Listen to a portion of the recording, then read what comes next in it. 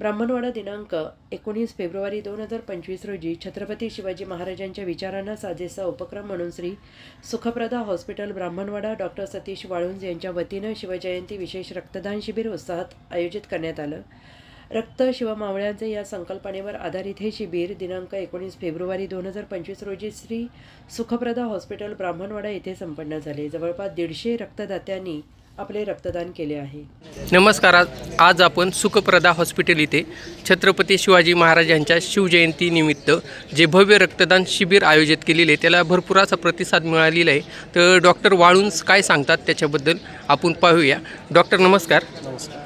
जर आपण पाहिलं तर रक्तदान म्हणजे श्रेष्ठ दान आहे आज, पण ह्या रक्तदानाबद्दल जर आम्ही पाहिलं तर असं काही लोकांमध्ये गैरसमज पण आहेत बरेचसे की आपलं रक्त दिलं तर रक्त कमी होते, असं तसं वेगवेगळे। त्याच्यामध्ये असं पण आहे की जे ब्लड बँकवाल्यांना आपण रक्तदान देतो ते रक्त पुढे ते विकतात, असा बऱ्याच जणांमध्ये। मग आपण रक्तदान का करायचं त्याच्याबद्दल आपण काय सांगू शकता? हे सगळं जे काम चाललं जातं हे सगळं चॅरिटीवर चाललं जातं, सामाजिक भावनेच्या हेतूने चाललं जातं। तुमचं जे काही ब्लड दिलं जातं त्याच्या स्पेसिफिक काही तपासण्या केल्या जातात आणि त्या तपासण्यांचे जे चार्जेस आहेत तेवढे चार्जेस घेतले जातात।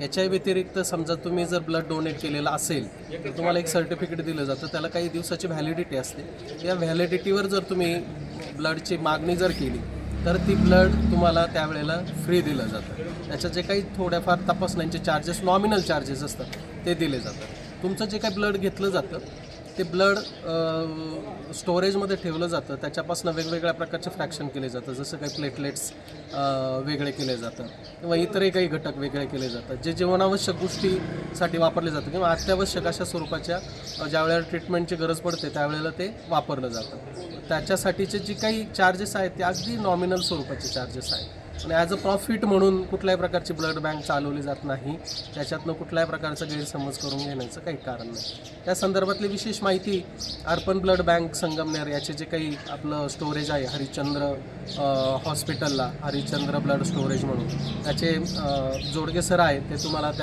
त्याबद्दल विशेष माहिती देतील। नमस्कार सर। काय सांगू शकता जे लोकांमध्ये ह्या अशा गैरसमजेच्या भावना आहेत त्याबद्दल तुम्ही काय सांगू शकता? सर्वप्रथम सुखप्रदा हॉस्पिटलचे डॉक्टर वाळुंज यांचे मी आभार मानतो। त्यांनी हा शिवजयंतीनिमित्त भव्य रक्तदान शिबिराचा हा कार्यक्रम घेतलेला आहे आणि एक आमचा रक्ताचा तुटवडा असताना त्यांनी आम्हाला एक चांगली साथ दिलेली आहे या माध्यमातून। सर्वप्रथम त्यांचे आभार मानतो आणि ब्राह्मणवाडा गावचे मी आभार मानतो। त्यांनी भरभरून आम्हाला प्रतिसाद दिला आणि भरघोस असं आम्हाला रक्तदान करून सहकार्य करण्याचं काम केलेलं आहे। आता बघा, हे लोकांमध्ये भरपूर असा गैरसमज पहिल्या काळामध्ये झालेला आहे किंवा आत्ताही देखील काही लोकांचा असा गैरसमज असतो की रक्तदान घेतलं जातं आणि त्या रिकामी बॅग असते, एम्प्टी बॅग ज्याला म्हणतो आपण, तिचे काही चार्जेस असतात। साधारणतः 500 रुपयाला ती जर सिंगल एक बॅग घेतली तर तुम्हाला 500 रुपयाला भेटते आणि आपण क्वांटिटीमध्ये घेतो, म्हणजे ट्रस्टच्या माध्यमातून घेतो, आपल्याला थोडीशी कमी याच्यात मिळते। त्याच्यानंतर याच्यात तपासण्या असतात ब्लडच्या, त्याच्यामध्ये तुमच्या HIV ची तपासणी महत्त्वाची असते, जे आजार स्प्रेड होणारे ब्लडमधून त्याच्या तपासण्या केलेल्या असतात। त्याच्यानंतर दुसरे ब्लड कॅन्सरचे तपासण्या असतात त्या त्याच्यामध्ये केल्या जातात। मलेरिया, डेंग्यू, टायफॉईड हे जे आजार आहेत जे पसरणार आहेत त्याचे तपासण्या आपण त्याच्यामध्ये करतो, त्याचे चार्जेस असतात। त्यासाठी आम्हाला ॲसेसरीज लागतात, टेस्टिंगचे किट वगैरे लागतात, त्याचे चार्जेस असतात। लोकांना असा गैरसमज आहे की याचे पैसे घेतले जातात, पण ते त्याचे पैसे न जाता आम्ही काय करतो आहे ते टेस्टिंगचे पैसे असतात, त्याला गव्हर्नमेंट कुठलेही प्रोव्हाइड करत नाही, त्याच्यामुळं ते आम्हाला पैसे घेणे पेशंटकडून गरजेचं असतं। जर एका डोनरने जर एका वर्षामध्ये डोनेशन केलेलं असेल, वर्षभरात डोनेशन केलं असेल तर आणि तो जर पेशंट म्हणून आला आमच्याकडे त्याला आम्ही फ्री बॅग देतो। त्याच्यानंतर त्याच्या रिलेटिव्हला लागलं तर आपण एक सर्टिफिकेट देत असतो, त्या सर्टिफिकेटच्या माध्यमातून एक VBD कार्ड म्हणून आपलं असतं, त्याच्यावरती परत त्याला 20% आपण टेस्टिंग चार्जेसचे पैसे असतात हे आमचे, त्याच्यामध्ये टेस्टिंग चार्जेसचे आपण त्याला 20% परत अमाऊंट लेस करतो। म्हणजे याच्यामध्ये ना नफा ना तोटा तत्वावरती आमचं काम चालतं, हे चॅरिटीचं काम आहे। त्याच्यानंतर आपण थॅलेसिमियाची जी मुलं आहेत, थॅलेसिमिया आजार असा आहे की त्यांचं जे पेशंट असतात त्यांचं ब्लडच त्यांच्या बॉडीमध्ये तयार होत नाही, तर त्याच्यासाठी आपल्याला एक सामाजिक सोशल ॲक्टिव्हिटी म्हणून आम्ही काय केलेलं आहे, थॅलेसिमियाचं ट्रस्ट उभं केलेलं आहे आणि त्या ट्रस्टला आपण जे मुलं आहेत आपल्या तालुक्यातली, संगमनेर असेल, अकोले तालुक्यातले असेल, असे मुलं आपण त्याला कनेक्ट केलेले आहे। त्यांना हा भयानक आजार झालेला आहे, त्यांच्या बॉडीत ब्लडच तयार होत नाही, त्यांना दर 15 दिवसाला महिन्याला बॅग द्यावी लागते, आपण त्यांना बॅग पण फ्री देतो। आणि त्यांच्या ट्रान्सफ्युजनसाठी आपण ट्रान्सफ्युजन थॅलेसेमिया सेंटर पण संगमनेर या ठिकाणी चालू केलेलं आहे. म्हणजे असे सिकल सेलचं जे प्रमाण आहे ते आपल्या ग्रामीण भागामध्ये भरपूर पेशंट आढळतात आणि त्यांना साधारणतः 120 दिवसाला ब्लड डोनेशन त्यांना द्यावं लागतं. असे भयानक आजार आहेत ब्लडच्या बाबतीमध्ये, त्याच्यामध्ये आम्ही त्यांना डॉक्टरांना असेल किंवा पेशंटला आम्ही सहकार्य करत असतो. त्याच्यानंतर फ्रीमध्ये बॅग देतो आपण त्यांना. आणि ग्रामीण भागामध्ये आपल्याकडं स्नॅक बाईटचं प्रमाण जास्त असतं. आता या स्नॅक बाईटवरती थोडं सांगतो मी.